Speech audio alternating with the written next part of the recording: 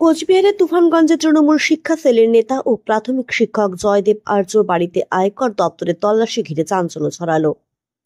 গত সোমবার আয়কর আধিকারিকরা তার বাড়িতে উপস্থিত হন এবং প্রায় ১৯ ঘন্টা ধরে চলে জিজ্ঞাসাবাদ ও তল্লাশি। মঙ্গলবার তারা ওই বাড়ি থেকে বেরিয়ে যান।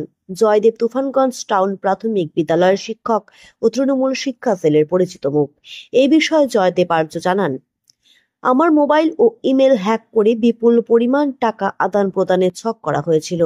এই কারণেই আয়কর আধিকারিকেরা এসেছিলেন। রাতে হ্যাকারদের হদিশও মিলে গেছে।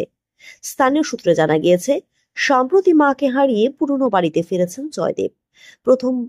প্রথমে আধিকারিকেরা তার দাদা জগদীশ আর্যর বাড়িতে যান। সেখান থেকে জয়দেবকে নিয়ে যান মাস্টারপাড়া এলাকার আরেকটি বাড়িতে। সেখানেই চলে দীর্ঘ সময় তল্লাশি। ঘটনার সুনির্দিষ্ট কারণ আয়কর দপ্তরের পক্ষ থেকে জানানো না হলেও শিক্ষক নেতার বাড়িতে এই দীর্ঘ তল্লাশি ঘিরে জল্পনা ছড়িয়েছে। অনেকেই জয়দেবের বাড়ির সামনে জড়ো হয়ে যান। বিষয়টি ঘিরে রাজনৈতিক আলোচনা শুরু হয়ে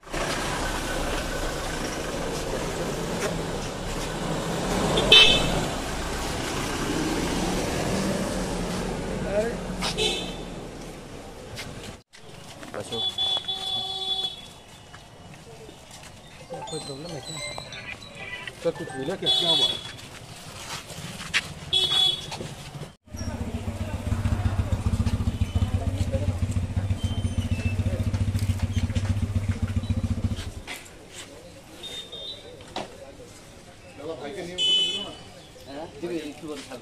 কি বললো ওনারা? না বই একটু পরেই দিয়ে দেবে। কখন থেকে আছে আপনার ভাইকে নিয়ে? অত কিছু জানি না, কালকে থেকে আছে।